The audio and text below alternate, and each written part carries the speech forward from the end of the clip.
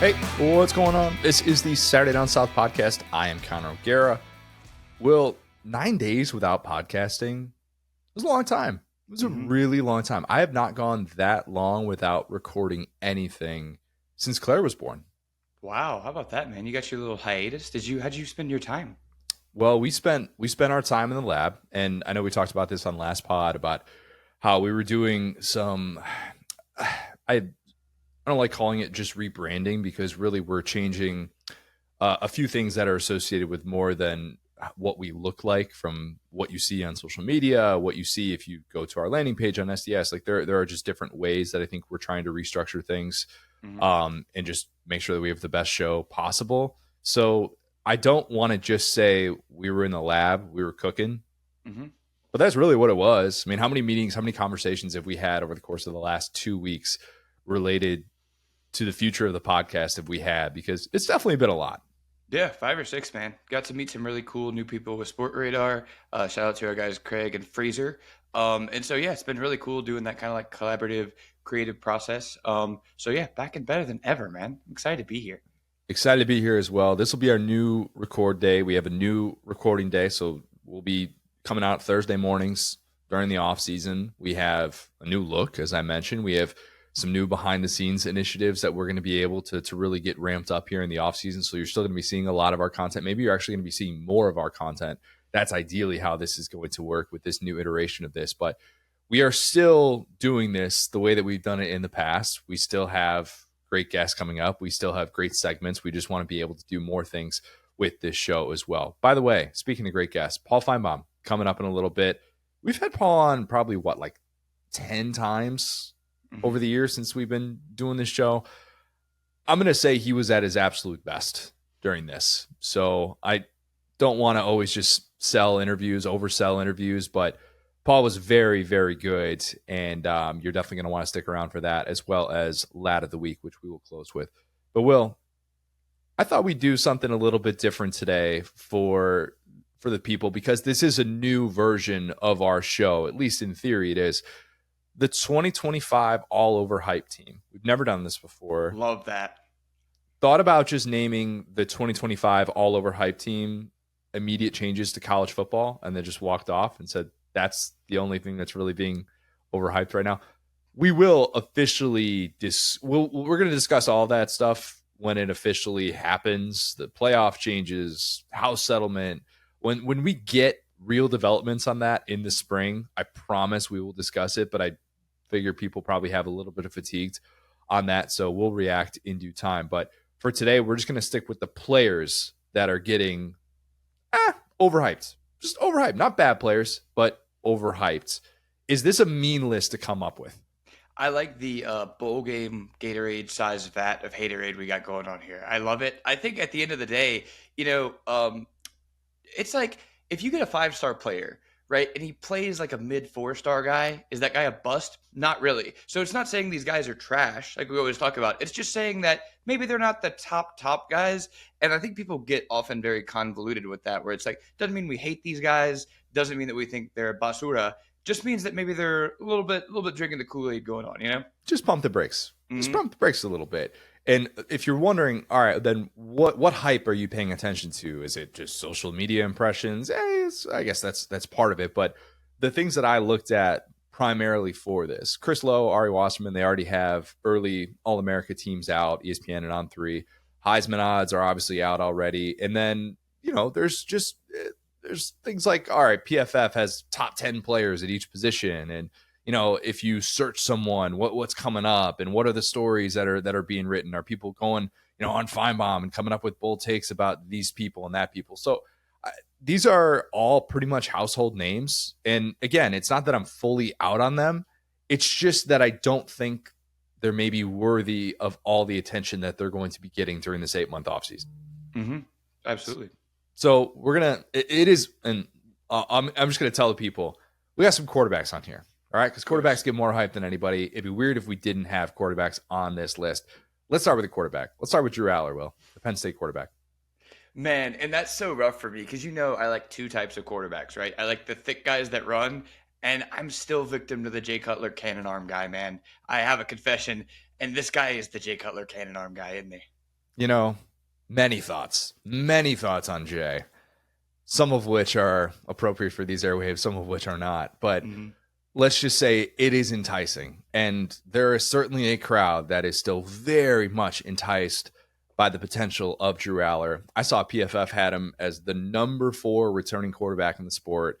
DraftKings has him at 3rd in the early Heisman odds. I'm going to go on record. If you are betting on Drew Aller to win the Heisman at 10-1 odds, please go donate your money to some other worthy cause.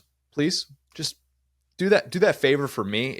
And I'll tell my Penn State buddies this when we play it next time we play poker. If you're thinking of doing the future, they won't, because they watch Drew Aller on a weekly basis. I do feel like this is a little bit more of the national narrative about him, but it's not that he's bad. It's just that we watched him in year 2 as a starter be a total liability in Penn State's 2 biggest games of the season. And he was great against Oregon. I don't want to take that away from him. An Oregon defense that was solid, but not a world beater, Dan Lanning defense that we've come to expect. An Oregon defense that aged like milk a couple of weeks later. That's the thing. Like, I think that was their biggest offensive performance outside of a certain Joe Moorhead that we'd seen in years. And, we talk about this where we try to remove guys from their situation. And at the end of the day, I fully just believe that if you had, pick your favorite quarterback, Tua, Joe Burrow, if you put them at Penn State, I just don't think they could win the Heisman. I think at the end of the day, we have fundamentally a guy whose best trait is gunslinging, yeeting the ball down the field. And we have a coach, one of his most memorable quotes is him saying, "Why would you just throw the ball up to nobody?" And that's what Drew Aller is good at if he's good at something. Drew Aller's criticism was that he didn't take enough of those chances. He wasn't enough of a gunslinger early on. And last year, I thought he did more of that. And that was certainly an improvement. But the notion that he didn't have help last year because of the receiver position, I would push back on that. He had one of the best quarterbacks, or one of the best coordinators in all of college football, and Andy Kotelnicki. He had an elite 1-2 punch in the backfield, arguably the most unique weapon in all of college football with Tyler Warren. I just thought it was telling that Keandre Lambert-Smith left for Auburn ahead of his pre-draft season, opted to catch passes for Peyton Thorne instead of Aller. And it was Thorne who he shined with. It wasn't with Drew Aller. Penn State fans were like, this guy just drops too many passes. He's not worth it. Not worth paying him whatever he's seeking in the NIL market. And it turns out he was worth it. Penn State would have paid a lot for that guy to have him in the semifinal against Notre Dame. But instead, you watched Aller force decisions, and it just wasn't necessarily there. And this is a non-mobile quarterback. Don't give me the he's faster than he looks, sneaky athletic. We don't need to go down that road. He averaged behind the wheel of a boat, though. Watch out. That wasn't real. Why do you keep endorsing that? Not real. Fake it's funny. That's why. Drew Aller. I'm a disinformation spreader. It's 2025. Okay? Drew Aller was not on a boat the day of the semifinal game. Let the record show that. Just shy of 6 yards per attempt in 10 games against teams that finished ranked. And in case you forgot, they had to bring in Bo Perbula for a lot of those situations to kind of get the offense going. He had certain packages. Now he's at Mizzou, obviously. That was seen as a big loss to not have him for the playoff. You guys know this. But elite top 5 quarterbacks don't need a 2-quarterback system. Florida fans, that Chris Leak had some limitations back in the day. There's a reason why that cat Tim Tebow was coming into the football game, and it wasn't just because Tim Tebow was a revelation. It was because there were certain things you just couldn't do with Chris Leak. There are certain things you can't do with Drew Aller, and I just think he's a guy that's got more limitations than what the preseason conversation would suggest. Yeah, I mean, and not to get too far off topic here, but you made the point about Lambert-Smith. I mean, I think he helped this draft stock going to Auburn, which is a wild statement when you think about that, and it really just is, okay, yeah, we have Peyton Thorne, and yeah, we've had lots of criticisms of Hugh Freeze on these airwaves, but he has concepts of a plan. He has the ability to be a good offensive mind and the ability to at least spread the ball around. And as weird as this sounds, I mean, first off, Penn State is so underratedly talented. Like, one thing that we do not give, unfortunately, James Franklin enough credit for is building the roster, hiring the coordinators. Great recruiter, great in terms of finding the right personnel as his top assistants. I will never criticize James Franklin for that. Yeah, he just needs to go to like a Tony Robbins seminar or something, because if he just adjusted what he wanted, he would get it. That's the thing. He's getting what he wants. It's just not a functional offense at this point. So, yeah, I'm right there with you. I think that it would be hug your friends who are taking Penn State Heisman bets of any kind. Yeah, and by the way, did I say that what that stat was, the 6 yard didn't have 6 yards per attempt against teams that finished in the AP top 25 the last 2 years. 10-game sample size of that. That's not just, oh, you're not pushing the ball downfield. It's you're not trusted to be the guy to make big time plays. And Yep. if you're a top 5 quarterback in the sport, you should be trusted to make big time plays. All right, this one's going to hit a little bit close to home, Will. I got Harold Perkins Jr. on this list. As you probably should at this point, honestly. He's not shown up in these preseason All-America teams. Go figure, Sunterra and Perkins is no relation. He's the one that's showing up. Sure. And in a weird way, though, he's kind of the why can't you do that for Harold Perkins, because physically they're not really that different. And it's definitely a knock on LSU as a whole that they have continued to struggle to find the right way to use him, and that's very well documented. But we know he is playing the star position this year. Max Toscano, your guy, had a great breakdown of why this is not an encouraging development and why it wasn't a coincidence that LSU's defense got better after he was out for the season. And that's not to say that he's a bad player or anything like that, but it's about putting guys in the right spots. And we saw Whit Weeks blossom into this star for LSU. They had much more of a pass rush than they had with Perkins, which sounds crazy, but it's true. And after a season and a half of seeing LSU struggle to find the right ways to get the most out of Harold Perkins, I'm just guarding myself against all sort of Harold Perkins preseason hype, because it's going to be very easy to just slot him into the first team all SEC spot when we get to SEC Media Days, knowing that the majority of what he's been asked to do over the last 2 seasons would be considered a weakness in his game. And that is strange to process because the highs have obviously been tremendously high. I completely agree with Max that I would rather see him as just a third down pass rusher and not worry about what it means for his NFL draft stock. Perkins deserves to be a household name because of the things that we saw that guy do as a true freshman. But I would just much rather wait and see him make these game-wrecking plays instead of assuming that they're going to be there on a regular basis, especially coming off of a season-ending injury. Yeah, I think that, chaos is the name of the game with Harold Perkins. And there's 2 ways that a player like that can be effective, right? We saw that when Tyrann Mathieu was at LSU. That was a very sound defense. It was a defense that was following all the fundamentals, and then Tyrann Mathieu was just out there doing whatever he wanted. So if you have 10 guys on one page and one chaos agent, it worked out great because you weren't also having blown coverages and stuff like that. On the other side of that, Perkins' freshman season was complete chaos, right? So they just didn't have the dudes. They didn't have really a scheme. They had first year Matt House. And so it was like, hey, dude, just go out there and do whatever you can. Like, we just need all the help we can get. So those are kind of the 2 polar opposites of when you can play kind of do whatever you want football the way that Harold Perkins was able to. And we kind of saw that last year with Blake Baker, where he has a system that is very blitz heavy. And so therefore the defense has to be sound because you have lots of single coverage. You have lots of man coverage. You have lots of guys having to know exactly where to be, because if they make one mistake, a guy's running wide open downfield.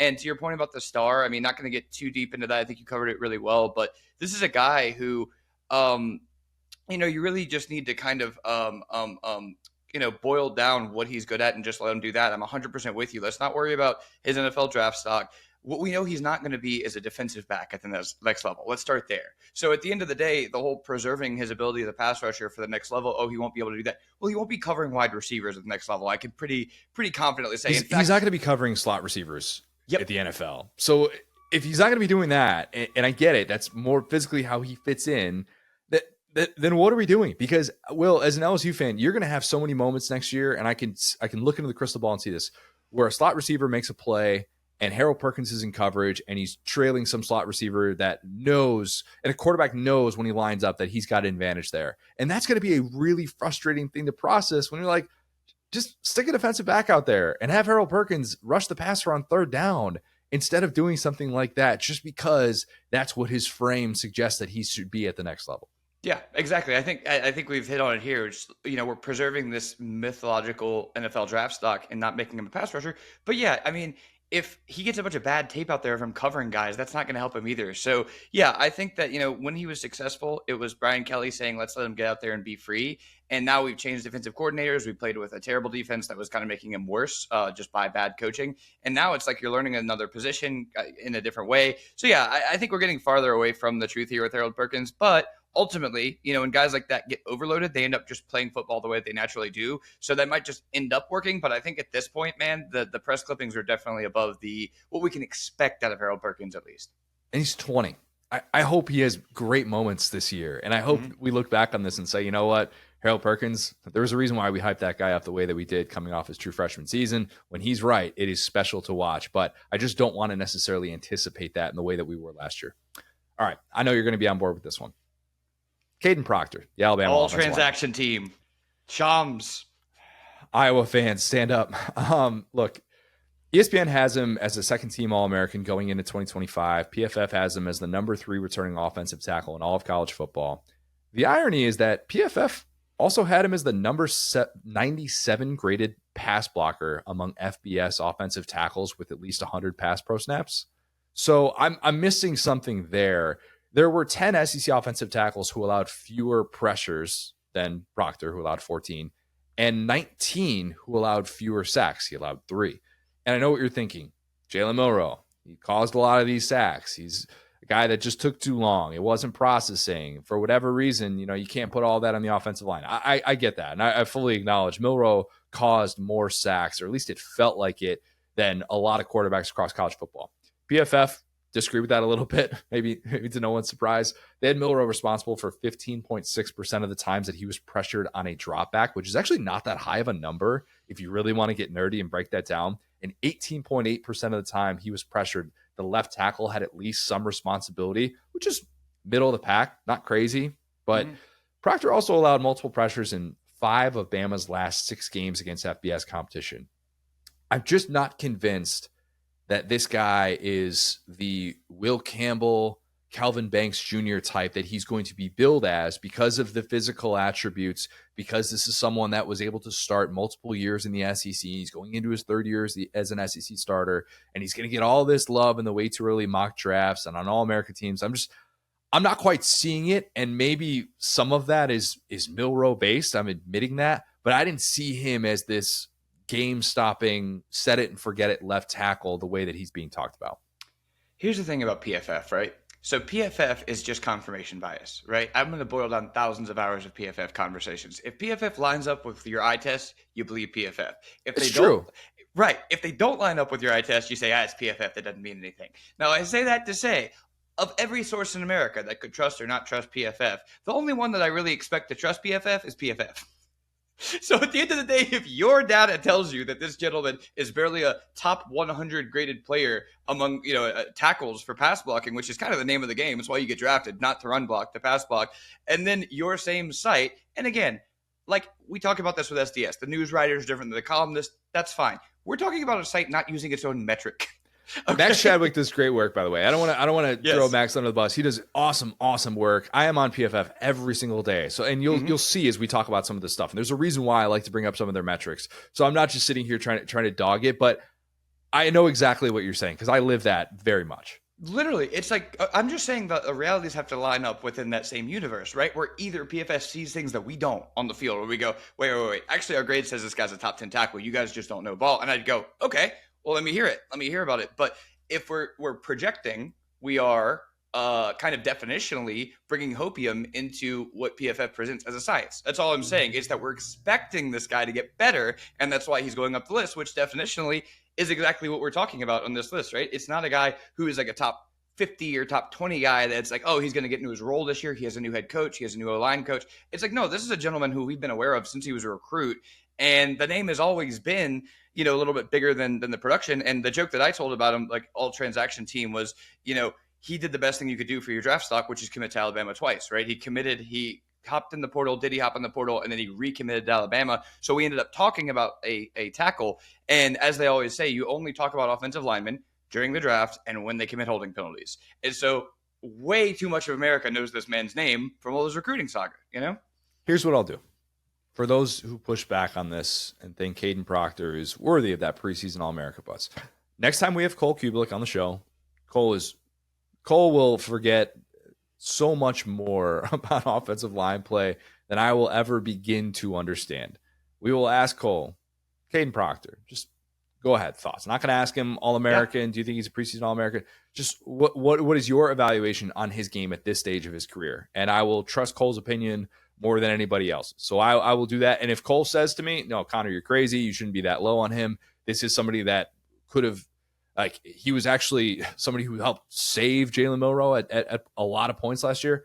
I will stand by Cole. That is my promise. But as of right now, based on what I have seen, and based on the numbers that I'm sitting here trying to look up and figure out, I would not have him in these same conversations. And to be clear, all right, like we watched Charles Cross get drafted 9th overall playing in an air raid system. And he's awesome. He's awesome. And he's awesome in the NFL, yeah. Sometimes guys, especially like with these type of physical positions, it is about your build. It is about your physical abilities. Like, I'm not saying this guy's not a good tackle or he won't be a great player next year. I'm just saying what we've seen has not been the player that we've been described as so far. Not a fraud, might be a first-round player, might play awesome this year. No evidence to see that other than his measurables, though. Sure. Yeah, definitely feels like a guy that's being hyped based on potential more than actual production so far.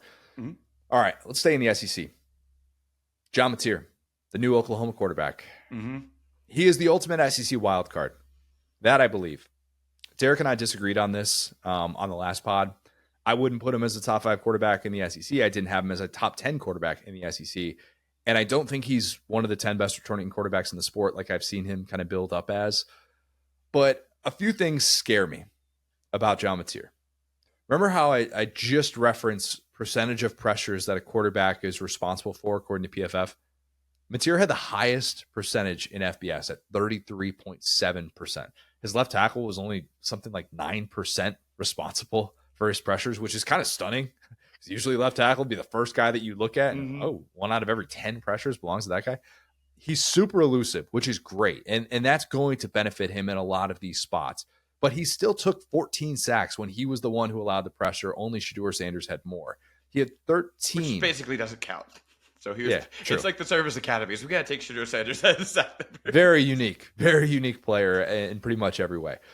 Mateer had 13 turnover-worthy plays when kept clean. That was the 3rd most in FBS. On throws that were 20 yards downfield, nobody in college football threw more interceptions than John Mateer. He had 6 games in which he took at least 3 sacks. And mind you, that was against mostly Mountain West competition, okay? There are positives, plenty of positives, and we will see them. I fully expect that we will see them on display. I am not saying that he is going to be a bust and that he is going to be benched in favor of Michael Hawkins Jr. in the first half of his first SEC game of the season like Jackson Arnold. I'm not saying that's going to happen, Oklahoma fans. But if I'm putting a guy as a top 10 quarterback in the sport, he's got to be a little bit less mistake prone in his game. And I think Mateer just has too much of that.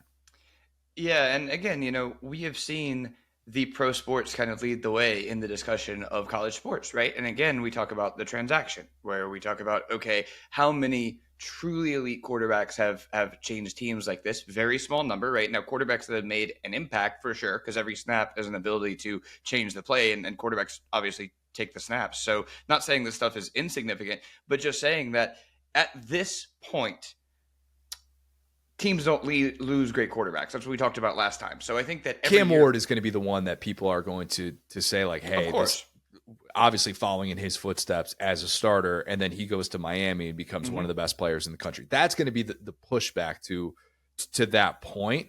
But you're right. For the most part, it's just not a trend that you see play out very much, because if it's a court, usually you can take care of it. And maybe we'll get into more group of 5 level quarterbacks that are transferring to bigger programs, the Curtis Work types. I've talked about that, but it's still a little bit more wait and see with that.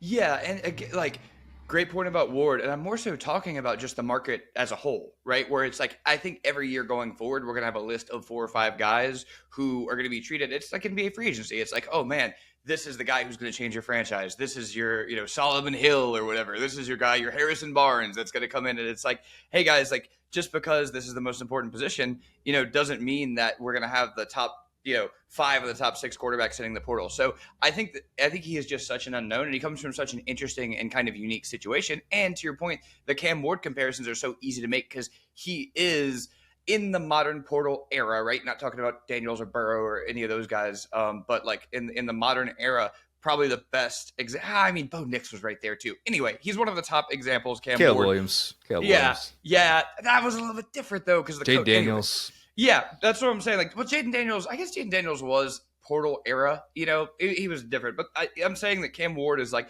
in the new, truly modern, like last year of college football. Cam Ward was the guy, so it's easy to make the one-to-one comparison. But at the same time, I just think that expectations are either going to be really high, i.e., this guy's going to save your franchise because that obviously like gets the news going, or it's going to be this guy hadn't played anybody. Paul, he's in foreshadowing. He's played out there in the West. It doesn't count. So I'm really excited to watch him play, and I'm going to go in with no preconceived notions. I think that's what we got to do because it could be any outcome, and it wouldn't surprise me. Definitely fits the wild card description in a lot of ways. Maybe week to week, we're going to have a lot of different takes about Mateer, but he's someone that I'm surprised he's getting that type of preseason love when you consider what the downside was with him. LT Overton, the Alabama defensive lineman. This is not an anti-Bama thing, but Bama fans, your guys get hyped. Even post Nick Saban, your guys are still getting hyped. Nick Saban leaves, and now we can finally call a spade a spade. Look at this. We're talking about Alabama players being overrated. Wow. Well, it used to be call them overrated in the preseason, and then they don't lose any games, and I look stupid. Yes, I was there. Guy's holding up a national championship trophy with an All-American honor in his back pocket, and you're like, wow, I shouldn't have said that. I should have just trusted the development. This is someone who is a way too early first-team All-American on 3 and on ESPN. And look, LT Overton makes loud plays. He did not go to the NFL draft, but if he did, you could have put together a 3-minute highlight clip of him making loud, big-time plays that make you go, dang, that is really, really darn impressive.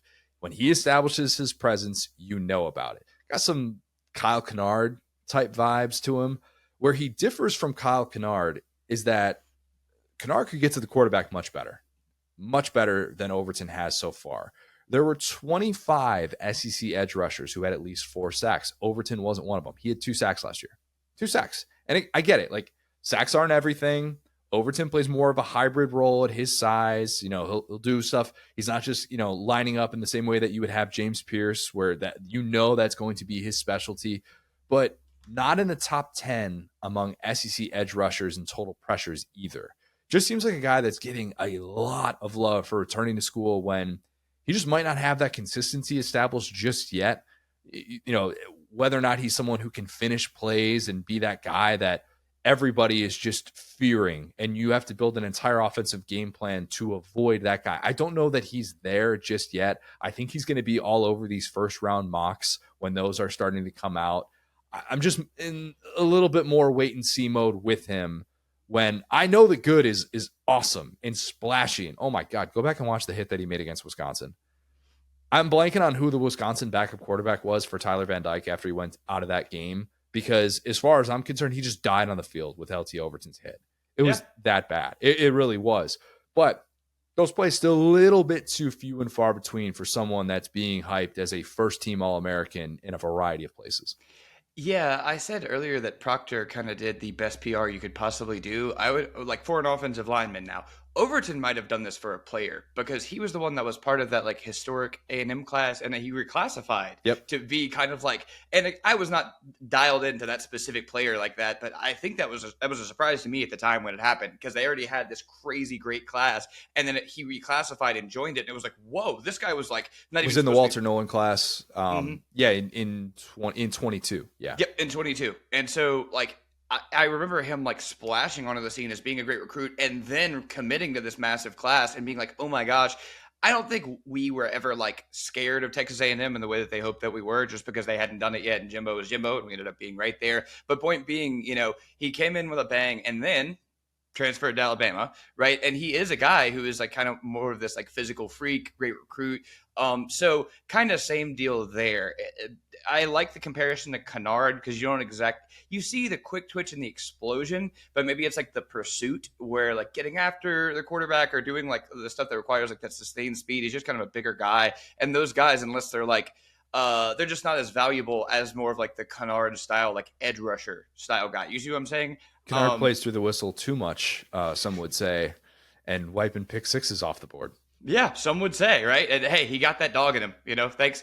I'm sure myself and South Carolina fans are thankful for him for being that way. But yeah, point being, like, not to compare and contrast those guys too much, because I do think they can kind of play a little bit different roles. But I think that this is ultimately a guy who plays a role that's not super like glorified, but he's got kind of a cool name. Now, this is an all-time name for. I always talk about like the guys that like have old guy names that you should be scared of. His name is Lebbeus T. Overton. Just a crazy name. That guy sounds like he owns some type of a millworks in the Smurfs town. Like, oh, we're gonna go see Lebbeus Overton today. Is it Latin? I don't know. That feels biblical. It feels like, so he's just an interesting guy. He's just had an interesting story. But that being said, again, he does have the physical tools. He is a productive player. I'm not saying this guy is a bad player. It's just that when you see that guy, you see all the hype, you see all the press clippings, and he ends up playing like a very solid role on a good NFL team. It's going to be like, oh, okay, cool. Not the same role, obviously. Like the other day, I looked up like CJ Mosley, and I was like, wow, that guy has been so good, so quietly for so long. And it just feels like similar, different roles, obviously. But it's like not the big splashy guy. Can make splashy plays. But you just it's not gonna, the sizzle's not gonna live up to the steak, Always great when a guy announces he's coming back to school and then plays extremely well in the bowl game. Mm-hmm. Like that carries some weight. Or maybe he announced he was coming back to school after the bowl game. No, I thought it was before. I could be wrong. That was the final step. Duh. It was the draft stuff. So he entered school early and then he stayed late. So right. It's like all these different press opportunities. So yeah, just again, interesting guy. That's the Quinn Ewers move. Stay an extra year, even though you've obviously reclassified at the last minute. All right. The guy that I know a lot of people have opinions on, Carson Beck. The now Miami quarterback. It's got to be on this list. And I get it. Nobody dropped more passes than Georgia, in case you haven't heard that on every single broadcast of every Georgia game this past year. Some of the play calling, very much up for criticism. Wasn't a world beater offensive line. Probably didn't help that Georgia didn't have running back depth as a strength, which is feels unprecedented, really, in the last 40 years. But go back and watch Beck for what was significant chunks of 2024. And we talked about this on a weekly basis. So I'm going to repeat myself a little bit here, but the decision-making was just so bad. It was so bad for too much of the season. And it's so rare to see a guy with preseason Heisman and potential number one pick buzz play as poorly as he did. Spencer Rattler is the other example at Oklahoma. But go back and watch Rattler's month at Oklahoma that led to his benching and tell me that he was making the same sort of mistakes that Beck was. Because I think there was a difference in those two situations. One of them being one school had Caleb Williams as the backup chomping at the bit, and one school did not. And that's right. It's just different. It is. Beck is PFF's third returning, PFF had him as his number 3 returning quarterback, and he's 8th in preseason Heisman odds. The preseason Heisman odds, that's actually fine. That's not that egregious. But 3rd among all returning quarterbacks. You'd think that last year's never happened. I still think that he should have a much higher floor in 2025 than he did in 2024. He's actually currently riding the longest streak of his career without an interception. That's the irony, is that despite those struggles, he actually, overcame them to a certain extent. They still struggled, obviously, to put up first half points down the stretch. But I'm just not convinced that 20 turnover-worthy plays was simply the byproduct of his surroundings. I think seeing the reaction to the Beck, Hannah Cavender, car stolen, whatever you want to call it, luxury car gate, seeing that reaction kind of confirmed, I think he is going to be considered college football's top villain in 2025. I think he is, because this is just so new to see a guy that struggled the way that he did. And then he gets this out of getting a reportedly rich NIL deal, 7-figure NIL deal. And he still gets to have the celebrity girlfriend, I think we can call her that, and go play in Miami. Whereas usually if you have the year that Beck does with the way that our football brains are programmed, you become a 4th round pick and you hold an NFL clipboard and you're out of the league in 4 years. And that's the last we hear of you. And instead with Beck, we're going to hear from him a whole lot more. And he's stepping into a situation that everybody kind of looks at and goes, dang, Cam Ward was just awesome in that situation. very different players, but maybe Carson Beck is going to be awesome in that situation too. And I think that there is a belief that he could just bounce back simply from opting out of a bad year of football. And that's ultimately what it was. Yeah, the Beck thing is so interesting because, again, it's about the press clippings, but everyone else you could kind of argue. Proctor, Overton. Okay, you guys are making decisions kind of about your future. You were weighing decisions. You ended up in the right place. It just took you a little minute. A lot of the Beck stuff just feels like he just decides, like, what can I do today to stir up some mischief? And, like, those style of guys are always a little bit weird to me. And it's rare to find at the quarterback position, to be honest with you, like, in terms of guys just like having the controversies kind of going towards the limelight. We've seen more of the stereotypical quarterback being like, hey, at least even in the modern era, man, when guys pick their school and they transfer, they lock in and they lock in. Like, there is no, okay, I got this deal, I got this girlfriend, I got all this stuff. It's really just, hey, I'm here for the team. I'm supposed to be, because basically, because the quarterback is like the lead singer of the band, because everybody knows his name, it is, taught into them to kind of put that, to take all the blame and then to put all the credit on their teammates. And it feels like Beck, we had the moments on the field of him blowing up his receivers that I've talked about. We've seen all of the reasons he was in the news weren't really even football related. And it's just interesting because, I think he's a nice enough guy. I don't obviously know the guy or anything, but it feels like he's kind of set himself up to be this villain. Sometimes guys will take money or guys will like make a choice that is a hard choice, but a villainous choice, maybe go join like a super team or something. But this truly just is like, okay, I'm going to prove everyone wrong. And it's like, well, you're the ones who set the expectation, Carson. Like, you could have just chilled, and if he had played well last year, I think people would have liked that kind of cockiness to him. But people just kind of don't like him because he didn't produce, I feel, at this point. I think you're right. I think he leans into the villain thing probably more than we let on, because this is someone who admitted, and it was First Coast News that he did this, local news hit when he was a recruit. And he said, I went on a visit to Florida and, I put out what Florida is my leader in hopes that two schools would look at that and go, hey, recruit me harder, Georgia being one of them. And he basically admitted without any sort of hesitation whatsoever, I used Florida to get my Georgia offer and did that as an in-state kid from Jacksonville. And so people that do that, they're willing to take that on. And that's in some ways a strength. And you kind of have to have a certain bit of that as a quarterback, as a leader of a program. I just finished rewatching the Christian Laettner, I Still Hate Christian Laettner doc, which is just great stuff. And it's such a great look into what can be built up in someone that is perceived as a villain and why it always takes someone that furthers that narrative.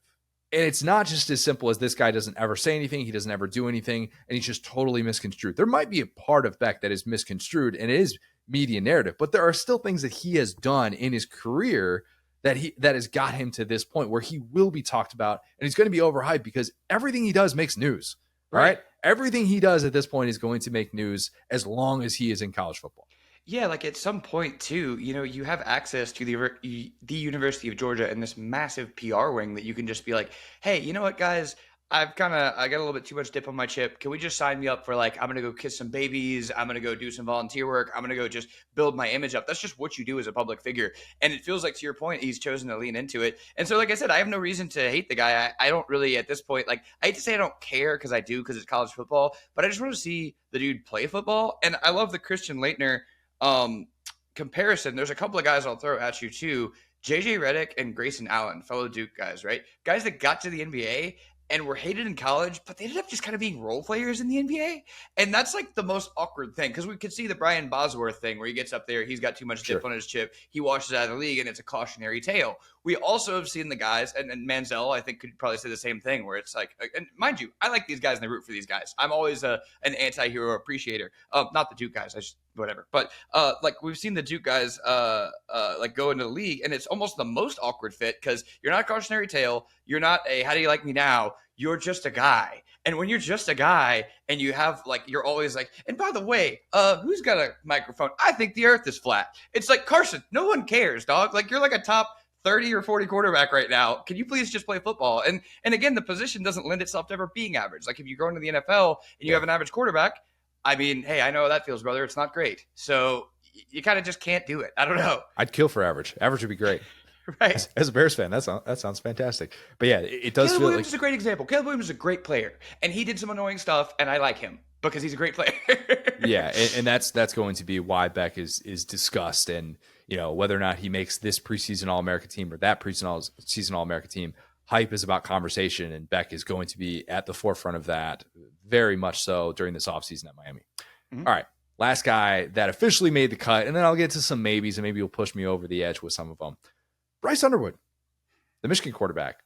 He's got to be on this list just for 2025. I want to be clear. This is for 2025. This is not overhyped teams for guys throughout their entire careers. This is just focusing on this season. I am not saying that he will be this guy throughout his college career. Let's look at the history of the number one quarterback recruit as a true freshman since Trevor Lawrence made us all think, oh my God, true freshman quarterback. The best football player I've ever seen. What's he going to be by year 3? I remember that guy. He was horrifying. We had this 3-year stretch from 2016 to 2018, where 2016, Jalen Hurts is the SEC Offensive Player of the Year. He's a play away from leading Bama to a national championship as a true freshman. 2017, Tua comes in for Jalen Hurts. What he did as a true freshman to win a national championship. One of the biggest, maybe the single biggest moment a true freshman has ever had in college football. And then Trevor Lawrence doing what he did as a true freshman, eventually taking over the starting job for Kelly Bryant and leading Clemson to one of the best teams of the 21st century. You had this 3-year stretch in which you were told, true freshman quarterbacks, look out. These guys are unreal from the jump. But it changed. And I think it changed because college football got older. And it's not quite the same game as it was during the 2010s, and the portal, the extra year of eligibility with COVID year, all those things have contributed to that. NIL, of course, keeping these guys in college an extra year, not as many underclassmen declaring. So look at these true freshman number one quarterback recruits since Trevor Lawrence did what he did. 2019, Spencer Rattler. Just talked about him, but as a true freshman, he's a backup to Jalen Hurts. Looks pretty overwhelmed in the moments that he did get on the field. 2020, Bryce Young, backup to Mac Jones. Playing garbage time, but really not getting a full sample size of him as a starter. 2021, Quinn Ewers reclassifies, goes to Ohio State, basically admittedly to make money and sit on the bench, and he was perfectly fine with that. He was not in a football playing role as a true freshman. 2022, Cade Klubnik, back up to DJ Uyunglele, who was obviously wildly disappointing. The limited sample size we saw of Cade Klubnik, including the bowl game loss at Tennessee, made you think that guy wasn't quite ready as a true freshman. 2023, Arch Manning, third string quarterback. Didn't even beat out Malik Murphy for that backup job to Quinn Ewers. No real meaningful reps as a true freshman. 2024, Julian Sayin. He ends up being the backup to Will Howard after he transferred from Alabama post Nick Saban retirement, all that stuff.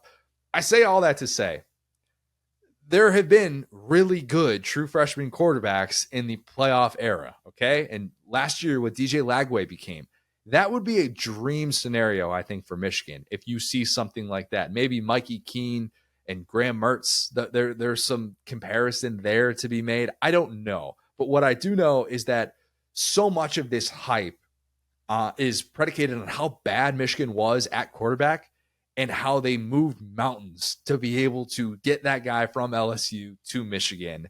And that is going to fuel a lot of his storyline, much like we talk about with Nico and his NIL deal. Fair or not, that's going to be something that's kind of going to define you. But for now, as a true freshman, I am not necessarily all aboard the Bryce Underwood hype train, even if he looks halfway decent and maybe he gets the Dylan Raiola treatment. Just temper expectations and also temper criticism. It was just a work of art to go from Carson Beck using Florida as leverage to then Bryce Underwood. I went, and I literally scrolled down and I go, there he is. Yeah. The thing about Bryce Underwood, man, is that I really genuinely believe he is just kind of a victim of capitalism. I don't have any negative, will for the kid. I think that he became a vehicle for, the corruption of modern college football, where it comes to, Dave Portnoy sitting there on a podcast talking about that he talked to, what's his name, Ellenson, like the number 2 richest man on earth, which, I mean, hey, considering what the number 1 richest man on earth is doing, maybe not that hurtful, but paying, $10+ million, $12+ million, the number's different places. It's hard to get a hold of this stuff, but paying that for a kid who hasn't played yet is pretty clearly against what the at least spirit of the rule for NIL is, I think, in terms of it really just is fun money for recruiting right now. And I think that, the Life Wallet stuff did that there was no glass shattering moment. But I think that Underwood is a guy who objectively kind of would have been happier at LSU. And therefore I feel bad for him because everything he did showed you a guy that was really in with Joe Sloan, that was really in, believe it or not, with Brian Kelly. And in the 11th hour, money changed that decision. And so I'm sure a lot of LSU fans, I'm sure a lot of college football fans are really angry at Bryce Underwood. For me, I see a kid that has because he's from Michigan, right? And he's being asked, everybody knows the price tag. I just said not everybody knows, but they know it's a lot. That's all that matters. And he's being asked to put his entire home state on his back. And when that works out, it's the most beautiful thing in the world, but it rarely does. And I think that's what's so rough to me about this is he's being set up to fail. We just talked about Penn State as being a place that doesn't air out the ball. I think that it's been since the days of goodness, like Brady Hoke almost, that Michigan was like running like a pure like spread, like a system where you're like, oh, the quarterback looks good here. McCarthy is a fine player, but we all said the system was holding him back. And so I think you're giving a guy not a ton of tools. Michigan's roster did kind of go through the ringer, and they spent all their NIL money basically on Bryce Underwood. And so is he confirmed to be the starter for this year? They're not bringing in like They're not going to figure that out. And yeah, I don't know what that offseason discussion is going to be, but he's probably going to be the starter at some point this year. Oh yeah. And I wouldn't bet against that. Yeah. And I think that's kind of the thing, it's having, Sean Moore and having like all these different situations where it's, the new Big Ten, it's North versus the South. It's this coach that just took over for the legend that kind of went on to the NFL, that all these guys are using Bryce Underwood as a vehicle to further their own agendas. And so, like I said, it would be super cool for him if he went out there and, had like a barring injury, like let's call it a Kelly Bryant situation, not a Graham Mertz situation where the whoever is in there, just is benched and he gets to start if he's not the day one starter. I think it would be smart to just sit him for a year. I think that sitting him for a year is the smartest thing they can do because this team is not ready to compete right now, I don't think. And we saw that in their OC hire, in my opinion. But point being, I think they need to let him develop and kind of like play some more bad football without him first, so that when you see him, he's a breath of fresh air versus, oh, this is our savior, save us right now. So yeah, I understand why a lot of people hate him. I'm just not one of those guys because I see what's ahead of him, Yeah, and look, I mean, overhyped. He's not going to show up on preseason All-America teams. He's not even going to show up preseason All-Big Ten. But he's going to be one of those guys that everybody's going to want to be talking about so much. Oh yeah. And there's a world in which we don't really see that much from him that makes us go, oh my God. Yeah. Look into the future. If he gets Lagway levels of success, I'd be really impressed. I really would be. That's just typically not been the MO for true freshman quarterbacks, especially the number one quarterback in a given class. Mm-hmm. All right, who just missed the cut. Well, I almost put Dylan Stewart on this list. Yeah, I held off. Not officially on this list. South Carolina fans, don't give us 1-star reviews. I held off because I'm admittedly skeptical that he's going to match the big-time plays that he had as a true freshman. And I've already talked about how TJ Sanders, Tonka Hemingway, Kyle Kennard, those guys leaving means that he's going to be getting full attention. And I understand he was triple teamed at times. All right, we've all seen the Kentucky game. I get it. But I just do think it's going to be a different week-to-week experience for him in this league. And I think there could be some frustrating moments. 4 of his 7 sacks came against Wofford and Old Dominion. He had the 3-sack game against Old Dominion. Everybody and their mother is going, oh my God, this 5-star true freshman already looks like he could be an All-American. Who in the world is this cat? And I'm not going to say that it was totally quiet because, look, even down the stretch, he was still getting hits on the quarterback and he was still impacting the game, even if those sacks weren't necessarily coming in bunches. But I held off just because I still think he's an awesome player and we should definitely praise true freshmen who do those things. I'm just not one that's going to sit here and pretend like he's going to be the second coming of Jadeveon Clowney. I don't think that I feel bad even saying this. I don't think he finishes the season as an All-American in the way that he will start as very likely a unanimous All-American.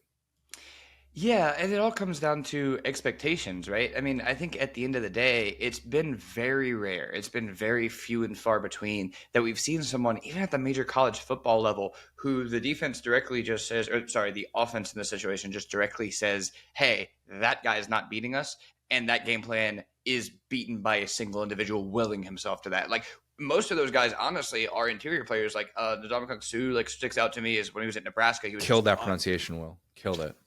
Appreciate you. He was just unblockable, right? They could throw as many guys could chip it. He would just come through. But that's, guys developing at different rates. And even Clowney, I feel like, had kind of a disappointing season in there when he got to his pre-draft season because guys were like, look, we're not getting cooked by Clowney shut it down. Myles Garrett's probably the better example of a guy that was actually out there. And and there was still the conversation with Garrett too of he's nursing an injury in his pre-draft season. Is he taking plays off? And that's kind of the question with him. But there was definitely a lot of that where if you're an edge rusher, man, and you explode, everybody and their mother is doing what they can to stop you, because if you're getting beat up and down by that guy, you're getting fired, and you should.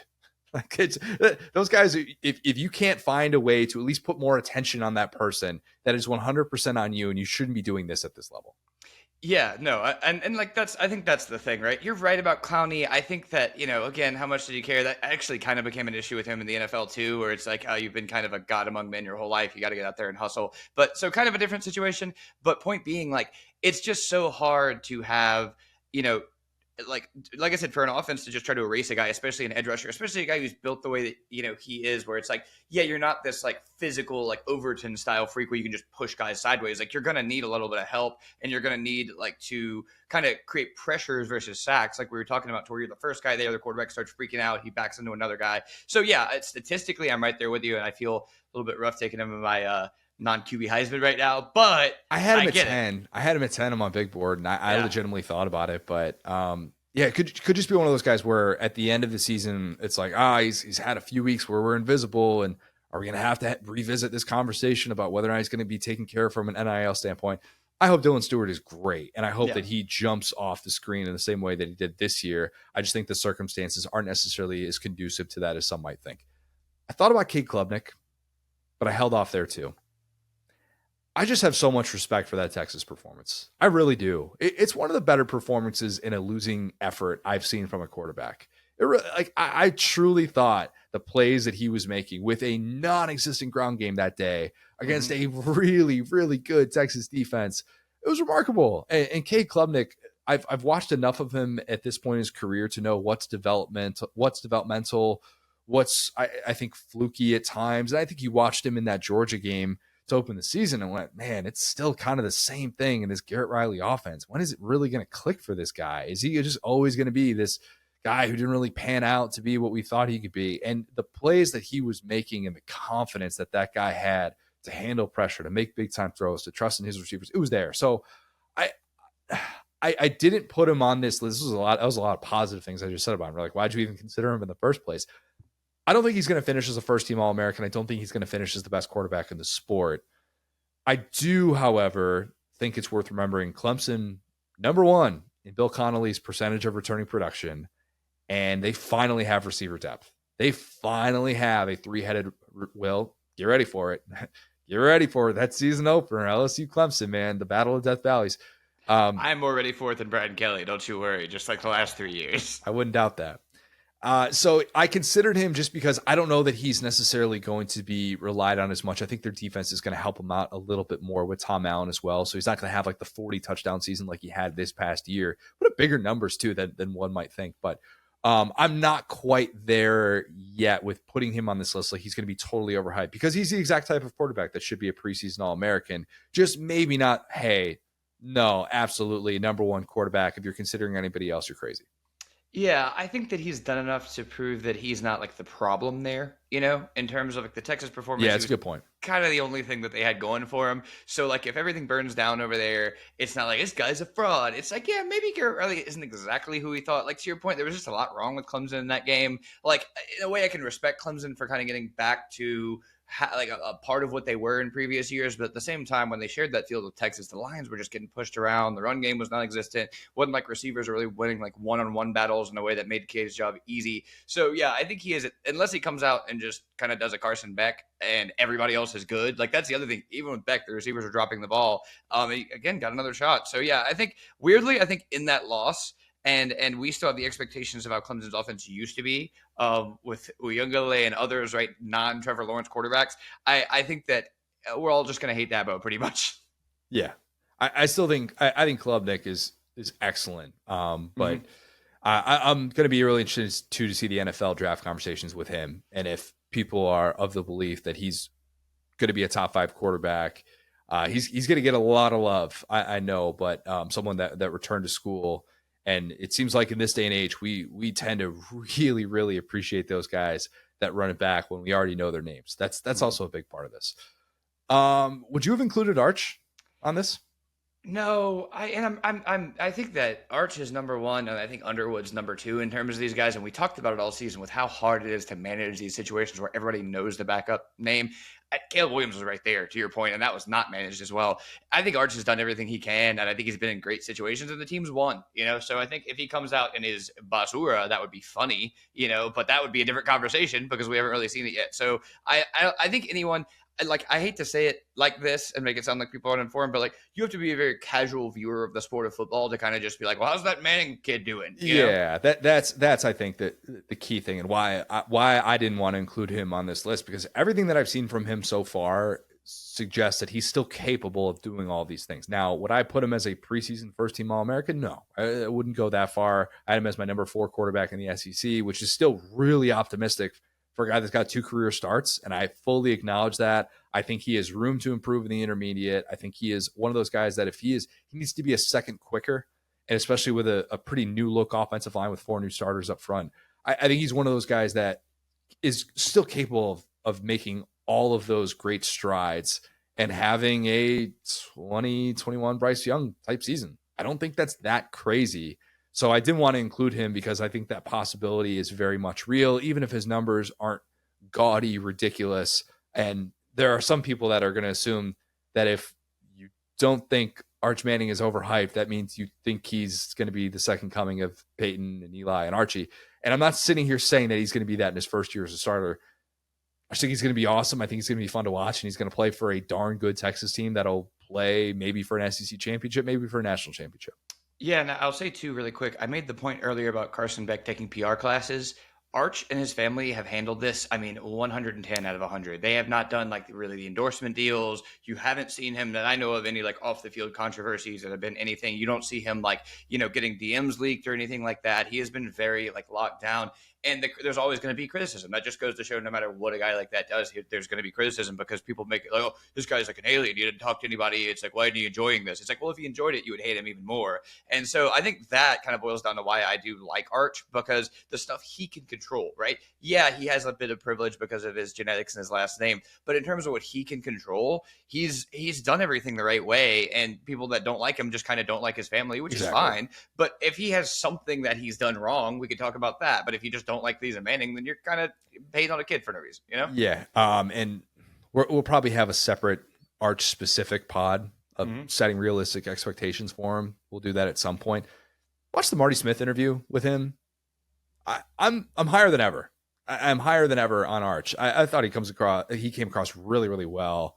He had the Red Bull hat on. He's doing the sponsorship deal with that. But Marty must have asked him 40 questions in this. And for a guy that hasn't necessarily been overexposed to the media in ways that certain guys in his situation could be, I thought he handled himself really well and comes across as, like you could see why so many people are on board with him as being the face of a program, maybe the face of all of college football. So I did not include him on the overhyped team, but there it is. There's your 2025 all overhyped team. Now watch all these guys become All-Americans and make me look really stupid. That would be, if you guys want to make bets, here's your list right here. Just fade Cotter. Fade me all day. All right, let's kick it to Paul. We discussed his move. Yeah, that's right. Move back to the state of Alabama. His Matt Rhule back and forth, Lane Kiffin's future, and Bill Clinton. Bill Clinton. Yeah, we went everywhere. Here's Paul. Now excited to be joined by a very special guest. It is Paul Finebaum. Paul, let's start with the above the fold news in your life. That's a little newspaper term for the kids who might not be like, above the fold. What's that? You're moving back to Alabama after 12 years away in Charlotte, SEC Network Studios in Charlotte. You're still doing your show. But what was the motivation, considering that moving is the single worst thing that we as human beings do on a regular basis? Yeah, I'll make it really simple. My wife wanted to. And we've been looking around for a while, but just because you go look, it doesn't mean anything. And there was a house in particular we were interested in Alabama. We could not get back there until Christmas, for the same reasons you probably couldn't be doing a lot during the season. And on Christmas Eve and Christmas Day, believe it or not, we looked at this house, and it was just going to be enormously difficult long-term project. And on a whim, the next day, our agent took us to a house, and everybody's been there before. This is the third time I've been on the same road, and I'm about 5 minutes into it, and I'm checking my phone because I'm bored with all the bells and whistles, and my wife is like beaming, and I knew it was over before we even got to the master bedroom. So while I was in New Orleans covering the Sugar Bowl, she was making an offer on a house, and we're moving. So I mean, I know this sounds like every guy's story, but and I'm trying to be as objective as I can, but that's it in a nutshell. What does one do with 8 bathrooms? I don't know, because I didn't even know until there was a media report on the house that it had that many. Listen, when you're in the public eye like we are, you cringe when stuff like this happens, but you're also aware, having worked at a newspaper like I did many years, that when you have a public transaction, it is going to attract some attention. So, I mean, it's kind of crazy, but because I've always shied away from things like that getting public, but I've lost this battle badly. Just if I wanted to do the Brian Windhorst connecting the dots, Nick Saban retires. Later that same year, you move back to Alabama. Coincidence? Not a coincidence? Just something I'm thinking about. Yeah, I mean, I was, even though he's 4.5, almost 5 years older than I am, a lot of people have always said, you'll probably leave the same time Saban does. And at least I did one thing better than Saban. I stayed in my job longer, although he probably still has a better job as a part-time employee.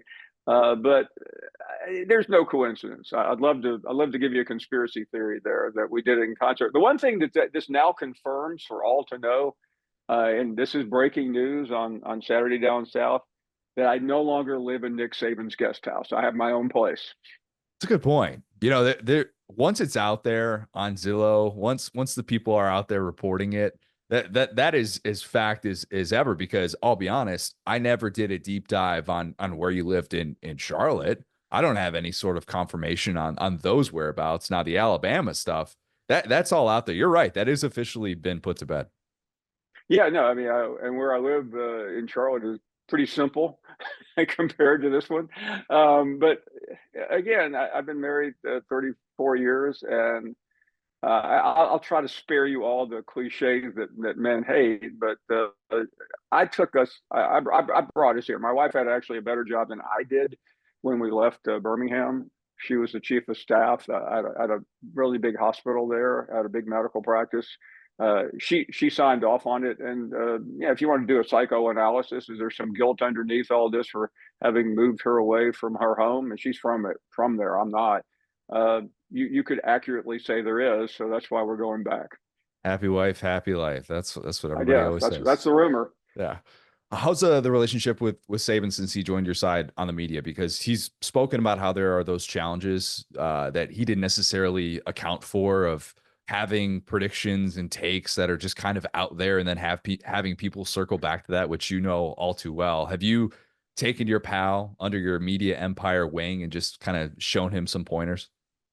I've tried to stay away from it. I did say something to him at one point before he got on the air that everything he said would be under a microscope, and I think Saban acted like, well, everything I do is under a microscope, but I don't think he understood, quite frankly, Connor, that predictions, idle comments would metastasize in the aggregation world. My guess is he was probably nonplussed a couple of times by what happened, but he's done such a good job, and he's a needed voice. I think maybe we often give him too much credit. I mean, I think I will pull out my last remaining hair the next time a coach suggests Nick Saban as czar of college football, because it's not going to happen, nor would he make any impact if it did happen, because of all the reasons we know. But I think he desperately wanted to do something after retirement, and this has been on the table for more than 10 years, as you know. The offer has been there. I mean, I was privy to it as it was all unfolding more than 10 years ago. So there was never a doubt this is what he would do. I think the real question is, how long can he be satisfied talking on TV about college football as opposed to doing something that probably he thinks is more meaningful, like actually being involved in it. He seems to have a real passion for it, though. And that's kind of what you always look for, is does it seem like someone's just showing up and collecting a paycheck versus someone who's actually sitting there excited about what they're talking about and what they're breaking down. And for now, maybe it's just the first year and the fact that it was all new, but he approached it with a tenacity that I think the viewer at home could appreciate. And I was kind of ready to be like, hey, what are we doing here? You know, the Tom Brady Fox thing, you know, you take that for what it is, but Saban's very, very good at this already.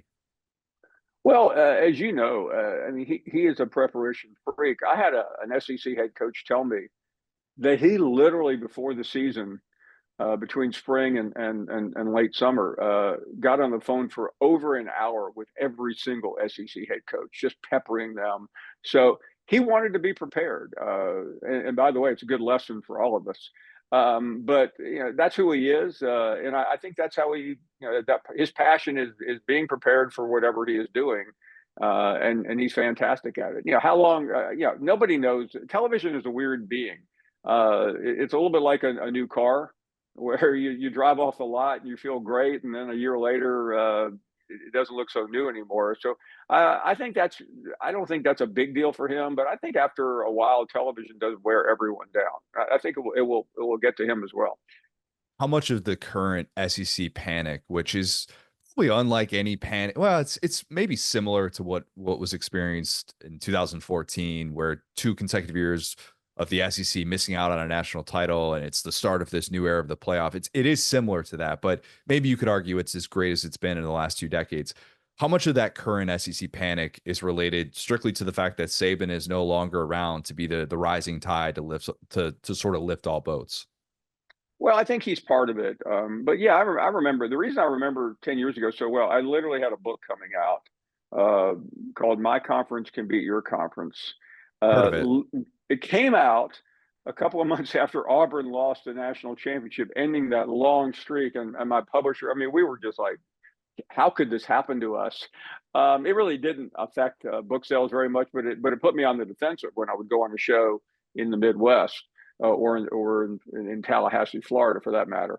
Ultimately, I don't think this is as big a deal as the media is making it out to be. And before somebody grabs that headline, I'm the one who on Tuesday morning after the Monday night game was asked by Mike Greenberg on ESPN, does the Big Ten now own college football? And I said, yes, it does. So, I mean, you have to acknowledge the reality.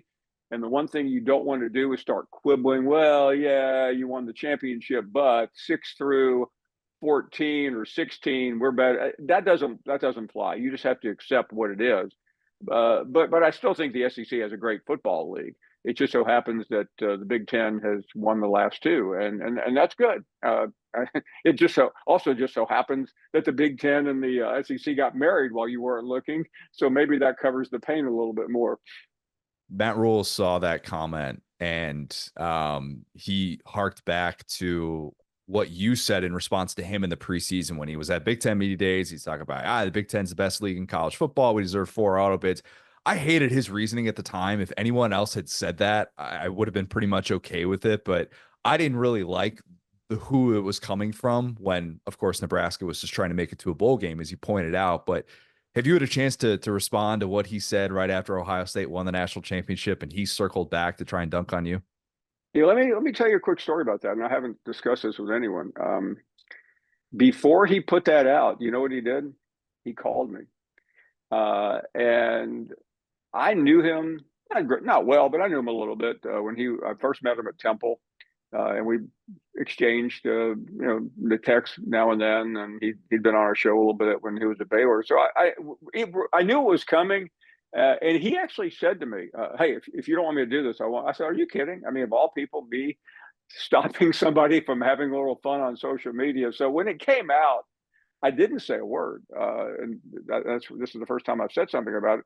It was funny. Listen, if you can't make fun of somebody who goes on Get Up and just eviscerates you, then you're not very smart. And I think he's a smart coach, and I'm a fan of his. So even though I mean, I was excoriated for days on every site in the Midwest, I still got a big kick out of it. But most of all, I have great respect for him. The fact that he called, Lane Kiffin wouldn't have called, nobody else would have called, and I think if I'd said, Matt, please don't do it, I don't think he would have done it. But I would never say that to anyone, though. That would have ended so horribly if you had said, Matt, come on, man. I've got to hold on to all credibility that I've got. Please don't put that out. That would have come back to bite you in ways that, look, there would have been no saving you from even, your biggest defenders. That was a smart move, and good look into the crystal ball on your part. But I believe it came up recently with this thing we were talking about with my house. So somebody said to me, "Well, can't you call them and stop them writing about your personal life?" I said, "No, I can't do that. I do that. I've done that my whole life." I mean, and I, one thing I really have a hard time with is hypocrisy. And by the way, it's the media. I mean, what's a big story on Monday is gone on Tuesday. You know that because you're in the same trade where the stories change from time to time. But that's something I will never do. In terms of, because I've had it happen to me, and I know you've had it happen to you too many times when somebody said, "Well, you can't write that, you can't publish that, you can't broadcast that."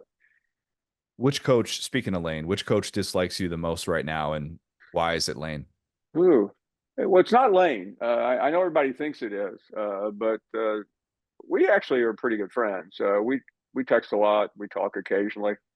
I mean, I know there might be 100 people who could say the same thing about Lane, but I really, he's got this thing about me that goes back to SC that he just cannot let go, and I've advised him to seek counseling to try to get over what happened in 2013, but apparently he just can't seem to get over it. But in terms of the SEC, in terms of college football, I can't tell you that I have a major beef at the moment with anyone in particular. I'm sure if you got the coaches in the SEC around the table, they would probably all start taking shots. But I happen to like quite a few of them. Now, around the country, I would say of all coaches, pro and college, Jim Harbaugh probably dislikes me the most. But he no longer really factors into my life. That's true. And you did apologize, or at least admit you were wrong after Michigan won a title, and take that for what it is. But what about Deion? Is Deion a guy that it's interesting. I took a couple of shots at him, but he's got this intermediary that reached out to me and said, "Yeah, I just want you to know, Prime loves you." And I sent word back. He said, "If you need anything," he's actually been on our show before, and was unbelievable. But what I said about Deion before the season was actually wrong. And I came back to I did how many mea culpas have I done in my career? But I did one on First Take with Stephen A. Smith, because I really did not think I thought the whole thing was all sizzle, was all hype and sizzle. But it turned out that he's actually a very good coach. Definitely is. Proved a lot of people wrong, and I think that for those who are kind of waiting for this thing to fail, you're definitely biting your tongue at this point. What'd you make of the year of what did you make of the season that Lane had from start to finish, where everything in the offseason felt like, man, this is his time? I think you saw a shift in personality when his dad died, and you saw him have a little bit of this altered perspective. And then you see the way that the season plays out. You see, even after beating Duke in the bowl game, he's complaining about not getting included into the playoff, and how they were trying to take it out on Duke, essentially, even though Duke was playing with a backup quarterback, third string quarterback. It just felt like a year that Lane was all over the place, and maybe a little bit of a microcosm of his career. Yeah, I think it was a microcosm, and quite frankly, I think he blew it. He had, as everyone said before the season and during the season, his best shot, and it came down to two unforgivable losses. Primarily the one against Kentucky, although I think he let the game against Florida get away as well. And if he wins either one of those, he's in the playoffs, and you can figure out whether or not he would have gone far, because I think his team was good enough to make a run. And I don't know what happens next for him. I also believe very strongly he was looking around, and I think we all know he was looking at Florida. He can deny it, but I don't think there's anything to deny. I think it's a fact. That situation never opened, of course, and the irony that Billy Napier ended up beating him is almost too delicious. But I still think he's a very good coach, but there's no sugarcoating that this was a lost season for him. If that Florida job opens up, is it still Lane or bust? It's possibly. I believe he wanted it. I believe he still wants it, because I think there's just something about Florida that attracts him. Some of it's history, some of it's just his admiration for Spurrier. In the past, he told me once that's why he started wearing the visor. So I don't. I mean, that's the hardest job in the world to handicap right now, because what Napier did at the end of the year really was shocking, but I don't think his problems have all gone away, though. I agree with that. I do think there is going to be more grace with the Lagway piece of this and the way that it played out this past season. But I'm fascinated to see what unfolds at Florida this upcoming season. For you personally, we've talked about the Finebaum show sitcom with Jason Biggs that fell through because of the pandemic. I've talked about wanting to see Stanley Tucci play you in a biopic. I think he's just straight out of Central Casting. That would really work. I think he's only like 4 years younger than you too, which would be, a nice little, he could kind of play it through the years really well. I think he could manage. He'd be perfect for that. What's something you haven't done that you want to do in the next 5 to 10 years? I think if you go back 5 years ago, that was very much top of mind for me, because I was in the middle of it. As I alluded to one time, I was the executive producer of a Hollywood sitcom that never happened. I've kind of moved on from that. I'm still kind of really enjoying what I'm doing, though, Connor. And I know a lot of people who've done what I've done in the past can't wait to move on and write and all that. I don't have much interest in writing. I've done it. And, there's still a few people who remember me being a sports columnist, but I've attempted, novels before. I concluded that I was a terrible novelist. I don't know what I would do if I wasn't doing anything. I think that would be the ultimate test. There are a lot of things I would like to do. I'm a great historian, and fascinated with history. So I think if I didn't do anything, I'd probably like to travel and look at and go do things that I've never been able to do before. I'd like to visit Normandy. I'd like to go to Auschwitz. Just a number of things like that. The Far East. I don't know if I'll do it, but I think that's more what I would like to do. Just study things than to maybe write a bad book that nobody reads. The only incorrect answer there was getting into politics, like your guy Stephen A. Smith continues to say that he's going to do. I blame myself for that Stephen A. Smith thing, because it was on our show. That was the very first time he talked about it. And ultimately, he could make some noise because he does have a big brand, and I think that's been proven that really matters. But I think the political winning the presidency is so complicated. I've always been interested in politics. I had somebody the other day call up the show and ask me about running for governor of Alabama, and I started to laugh. Ultimately, I don't think I have the patience for that kind of thing. And I openly said, okay, I'm going to name my camera guy Randy as the director of this, and we're going to be all about corruption and graft. And unfortunately, I thought I started gaining traction the more I talked about that. But I think that's one of the worst jobs in the world right now, is to be in politics. You think your job is thankless now? Yeah, that's a road you don't And want to go down. I mean, I'll tell you this: I've been to I go to Washington a lot because there's a group up there of SEC fans who have me up usually every summer. So when I do, I go see some people that I know, and I know a couple of senators. I was in Tommy Tuberville's office for about an hour in July, and he was interrupted 3 or 4 different times, and he just kept shooing the people away. And what were we talking about? SEC football.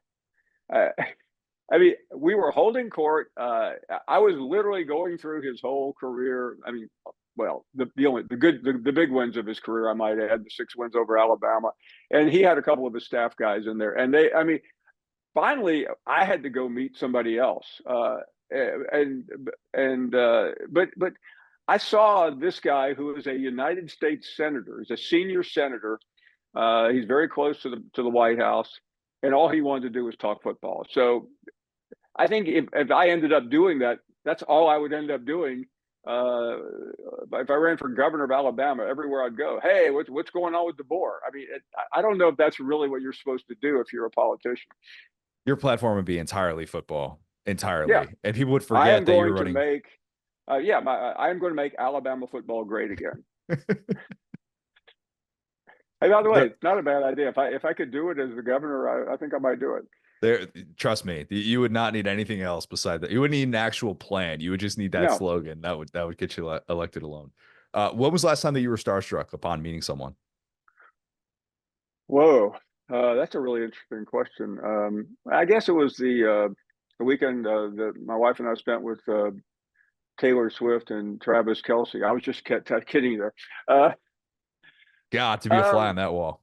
No, I think really I'm often more starstruck by people just people in politics or in the business world who have accomplished a great deal than maybe the entertainment world, because you really do. There is. I'll tell you a funny story. I was doing. I used to go to New York every week before the pandemic, and you got to meet a lot. I mean, there was always some celebrity on First Take. I was talking to Kevin Hart one day, and then one day this very powerful looking actor was walking in, and I shook hands with him. And I mean, I knew who he was, but I didn't know. I mean, I knew. So I immediately texted my wife. I said, "You're not going to believe who I just met," and I told her the name, and she said, "Make sure you get a picture. My nurse's son is his biggest fan." It was Michael B. Jordan, the actor, not Michael Jordan, the basketball player. And A little different.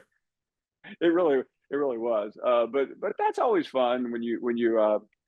I probably had one of my more enjoyable conversations ever. Years ago, Connor. Here goes my wife again. I said her birthday was coming up, and I said, well, anything? She said, I'd like to see Barbara Streisand. I'm like going, Barbara Streisand?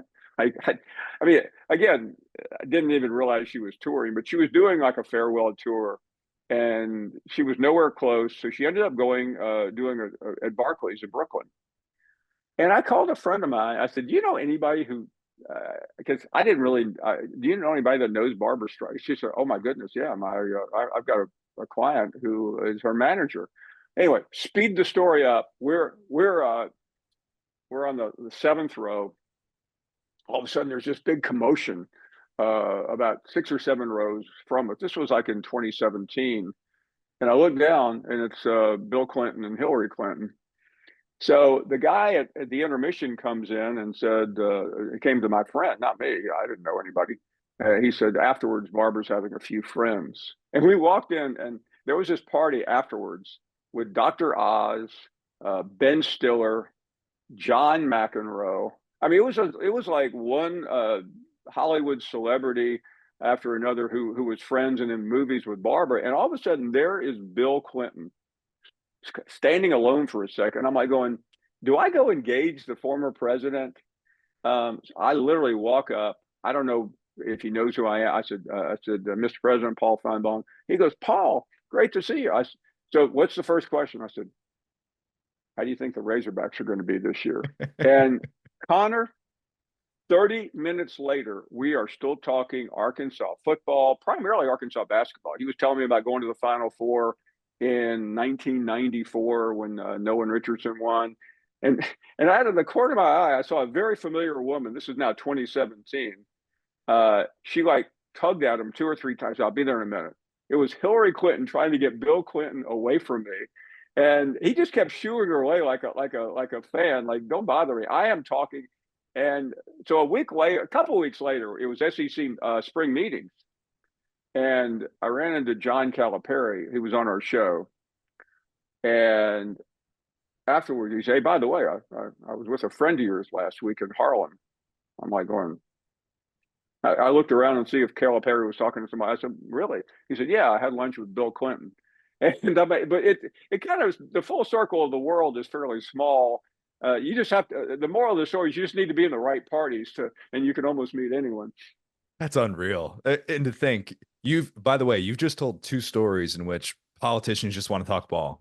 That's it. That's all they want to talk with you. I mean, I'm telling you what, I mean, I realize, I mean, there's a million people around, but he didn't care. He was really having fun, as opposed to somebody walking up to him and say, hey, what do you think about Trump? What do you think about Putin? What do you think about global warming? I mean, he just blocked the whole, and there were a lot of, I mean, I can't remember who some of the other celebrities were, but we were best friends for 30 minutes. I'm just going to assume now that Bill on a Tuesday afternoon is just turning on the Finebaum show and just that's his escape from everything else in the world. He's just turning on the Finebaum show and like, hey, what are they going to say about my hogs? What are they going to, what are we going to get into today? Oh man, that's unbelievable. I'm surprised he hasn't become a caller. If Bill Clinton, it's just Bill C and you hear the voice, you would know what it is. Hey, it's your friend Bill. That was a bad Bill Clinton imitation I just did. Yeah. But if that came up, the reaction would just be, that'd be an all-time Finebaum moment that I look, I don't know if your standard callers would be able to top. You'd be on cloud 9 the rest of the show. Yeah, and I don't want to play politics here, but in the mid 80s, I was at a very small dinner party in Birmingham, about 12 people, and 3 seats away from me was the owner of the New Jersey Generals, Donald Trump. Yeah. And the next day at Legion Field, it was the New Jersey Generals and the Birmingham Stallions. I'll give him credit. He is making the rounds in the press box, especially to the New York Post. And he walked up to me. He remembered my name from dinner. He sat down.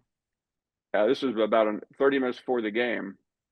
I can't do Donald Trump. But he looked out, he said, look at this crowd. He said, this place is sold out. He said, you know why? He said, me. He said, and I said, I walked out of there going, I have never met anyone like that in my life. And this, you got to think about this. This was a 38-year-old Donald Trump. Who and I was mesmerized because, first of all, he remembered my name from a dinner party the night before, and like him or not, he has not changed one bit since he was the owner of the New Jersey Generals. Wonder if he still remembers your name. Bill does. I haven't had any. I mean, I know a lot of people that do know him, but I have not had any other encounters. He was almost on our show a couple of years ago before the famous LSU Alabama game with Joe Burrow in Tuscaloosa, but it never quite came to fruition. I'll get you out of here on this. It's the same question that Marler and I asked you the first time you ever came on Saturday Down South podcast. The aliens come down to Earth and saving the planet comes down to winning a football game for whatever reason. And you need one coach to be able to win this football game to basically save planet Earth. Who's that coach that you're taking to be able to win that game? That coach got to be a current coach. How about that? So that Saban's off the table. Okay, not Steve Sarkisian. Let me assure you. Nor is it James Franklin. James Franklin would be a bad answer. Yeah. Yeah. I am going to surprise you because he let me down the last time the game was on the line, but I'm going to choose Kirby Smart. I think that's the only answer that one can have at this point. Yeah. Can't go Dabo either. That doesn't. 5 years ago when we were doing this, that would have been an interesting alternative answer to Saban, but I think that's the only answer. I think you're right. I'm glad I got something right during this podcast. We went down avenues that we had never Man, gone down before. I mean, I did not intend to start digging up, make this into Inside Hollywood, but hey, I'll take it. You have a way. I'll take it. Oh, one last thing. I wanted to tell you this. I was recently talking with my mom about the catchiest songs that we've heard in the last 10 years. She remembered exactly where she was the first time that she heard Heartache on the Dance Floor, our mutual favorite of John Party's. I was thinking of what I would answer for this, but I'm more curious what you would say. What's the catchiest song that you've heard in recent memory besides that one, of course? I like Cool Kids. Oh, okay. That's recent. That's very recent. I heard that the other day. It's just got that that beat. I normally go country because I had this great country experience a couple of months ago. Kenny Chesney spent an hour with us in the studio. I don't know anybody that knows John Party, but I will promise you one thing: if I'm ever anywhere near John Party, I am going to grab him by the neck and we're calling you. You didn't just make my day. That makes my week. That makes my month. Maybe my year. If that ever ends up happening. I'll tell you one story to go. A couple of years ago, I spent the afternoon with Darius Rucker. We were doing one of the series we do, talking to famous SEC people who aren't athletes, and this lady that is a personal trainer that I know. She's always talking about Hootie and I took her with me, and to this day, she tells me it's the greatest day of her life, spending time with Darius Rucker. So I am now. You asked me, what am I going to do when I quit doing this? I'm going to be in charge of my own Make-A-Wish Foundation, and instead of I will do everything I can to help young people that need it. But I'm primarily going to like people like you, friends who surprise them with their heroes, calling them. Instead of Peyton's places, it's Paul's places. Yeah. And it's just you just taking people to meet their heroes. I'm on board with that. I'm all over it. You get a list. By the way, Marler does not get a call. He's not going to like that. He's not going to like that one bit. Paul, you're the best. Safe travels on your move. Hope that you're not lifting a single box. No, hey, always a pleasure. Thank you, Connor. All right, well, let's close with some lad of the week. Who you got? All right, man. Yeah, this week I got Luka Doncic. Heard of him? An NBA player I found myself relating to a little bit lately. So he got traded to LA for reasons that I still don't understand. And to the Lakers, by the way, not the Clippers. Don't touch that dial. So like point being, he got traded. I remember I was in Philly, and it's one of those I'll never forget where I was moments because I looked at my phone. Everyone did the "Is this fake? Is this fake?" Even reporters were saying they were getting texts from executives asking, if this was fake. And we've all been kind of trying to get to the bottom of why Luka was traded, and we finally got the quote today. It's a little bit of a lengthy quote, but I want to just read this to you. Make no mistake, the people who witnessed Doncic's last days in Dallas do not paint a flattering portrait of the 25-year-old's professionalism. They called him lazy. They talk about the weight issues that were such a frequent frustration within their walls. They mentioned the social habits that The Athletic has reported on, such as a taste for beer and hookah, which have been a point of concern for NBA types since he was a 19-year-old star from Real Madrid who is entering the NBA draft. They predict his basketball demise, highlighting a health history that, as some see it, will likely lead to catastrophe in the next 5 years or so. Huh. Before he turns 30. Yes. Okay. So, Wait, what was that quote from? That was from The Athletic. It was, again, anonymous sources, But here's what I have to ask you as a person, growing up and idolizing the 90s Bulls. Dennis Rodman and Michael Jordan, do you think they liked to party? I think they partied in very different ways. I think when you're in the midst of a three-peat, no big deal. Mm-hmm. It's a little bit different. And you can just have your head coach grant your wish of going off to Vegas and escaping for a few days, like Dennis Rodman very infamously did. It's difficult to say. It's difficult to justify. I mean, we don't need to get into the specifics of the trade itself, but if your biggest knock is this guy is out of shape and he drinks, and the infamous Michael Finley clip after he took away the beer after they clinched the Western Conference title. Yeah, there's no amount of anonymous sources, PR spinning that you can possibly do that's ever going to make yourself look good unless exactly what you say plays out. And that's just so unlikely at this point that it's one of the weirdest rolls of the dice I've ever seen a front office in professional sports take. I think you just hit the nail on the head there, which is that they are banking on his failure to make themselves look smarter. This is a guy we just talked about, he's 25 years old. I mean, that is just so young to me to be, at the face of a multi, billion-dollar organization. We're talking about the Mavericks and the Lakers and all this money changing hands. And to me, it's just so... I can't use the words as I would like to, but it's cowardly is what I will say. I think that at the end of the day, this is a guy who has basically pulled your franchise up by himself. I'm not going to call Kyrie Irving the most dependable guy, right? And so point being, he did all this. He gave all this to you. And the look on his face, the way he reacted, the sadness he felt when he got traded by Dallas, and then to have them kind of drag his name through the mud. This might be the only thing on earth that can make me root for the LA Lakers, especially with LeBron. But I'm almost there because at the end of the day, this dude did everything he could. And there's like little paparazzi style photos in this post of him like smoking hookah in the offseason. And it's like, brother, he was out here being like the second or third best player in the NBA. Yeah, let him have a little bit of fun. Like we just saw this with Jokic where he likes horses. Okay, we can all be people outside of what we do for a living and who we are. And to have someone get attacked personally. And of course, the Lakers won last night against the Mavericks, and Luka played really well. He's now having to do like a public best friend stepbrother thing with LeBron because he got traded over there. It's like, hey, buddy, great to meet you, best friends. And I just feel bad for the guy. I know he's making lots of money, but the fact that everyone has just been turned against him by what used to be his friends is a rough place to be, and he's thriving through it. And I'm happy for him and excited for his future, unlike his previous coworkers. What's more satisfying if you're Luka? Getting in even worse shape and becoming a better player, or becoming this chiseled, ridiculously disciplined guy who then can never match the heights that he reached in Dallas?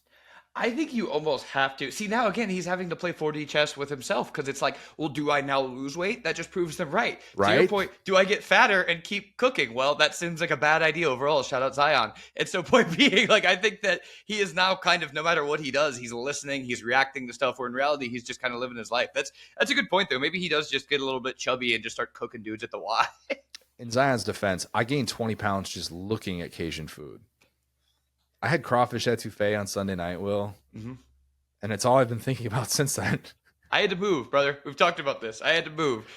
Oh God, it just doesn't get much better than that. All right, I am going with someone that 0.00001% of this podcast will know. Maybe a single person knows exactly what I'm talking about. Tyson Terry. Who's Tyson Terry? Omaha North wrestler, state champion heavyweight wrestler, 4-time heavyweight state champ. He tore his ACL in October and wrestled an entire season on a torn ACL. Not, hey, I'm 135 pounds. I've got, these tiny, wiry guys. I've seen the 135-pound weight class. They are a different beast. But I have heavyweights that know I'm wearing this brace.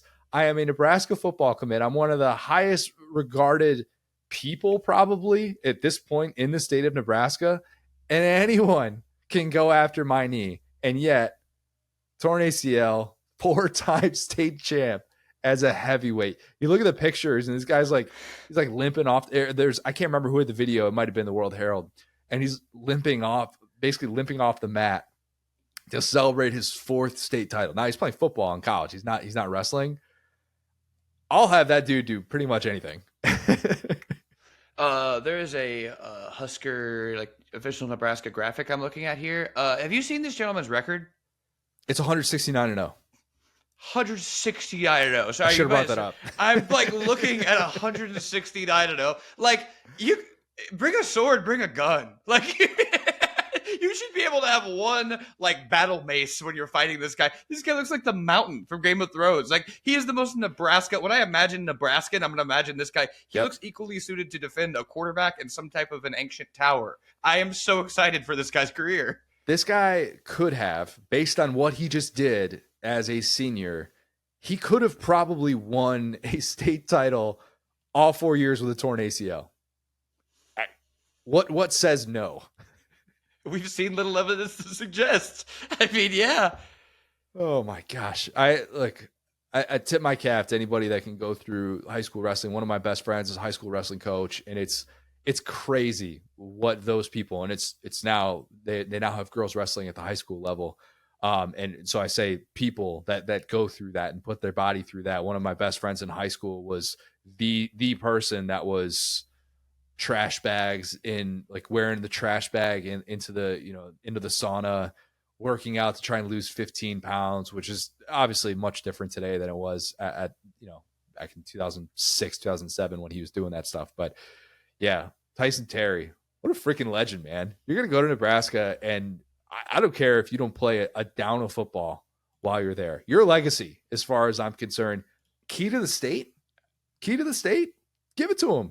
I'm like actually blown away because, okay, so I pulled up 24/7 was the first one that came up. He's number 452 recruit in America. What else y'all need to see? Like, did he need to win the 170? Like, I'm not saying he needs to be a top 10 recruit. I'm not just saying he needs to be a 5-star. Maybe like top 150 feels fair. I don't know. What else do you need to see? Like, those 24/7 sports breakdowns, and they'll go through kind of, and these are really, really good. They're done very oftentimes by people. Alan True does a lot of them. People that have a lot more time to be able to devote to these players, these recruits than I certainly have. And it'd be really funny if one of the lines in there was, needs to improve his toughness. Cannot be killed by firearm. Plus 50 stamina. Buddy, if he needs to improve his toughness, I don't know what that says about the rest of us on this earth, but we need to step up our game as well. But yeah. All right. That is the pod. First of our new version of the Saturday Down South podcast. Check out all of our new graphics going through. Yeah, it's I'll call it a rebranding. We're doing that. We're going to have more clips that are going to be coming out on a regular basis. And hopefully be able to do more video stuff as well. Maybe just some podcast specific stuff for the YouTube channel that hopefully we can do with this as well. Because I know we're down to 1 pod a week, but I still want to be cranking out more content than ever. So that will do it for this episode. Leave us a 5-star review. Subscribe to our YouTube channel where you can watch every single episode of the Saturday Down South podcast. Follow us on Twitter at the SDS Pod, at SatDownSouth, at CJ Rivera, at Go So Hard. Thanks, guys. Talk soon.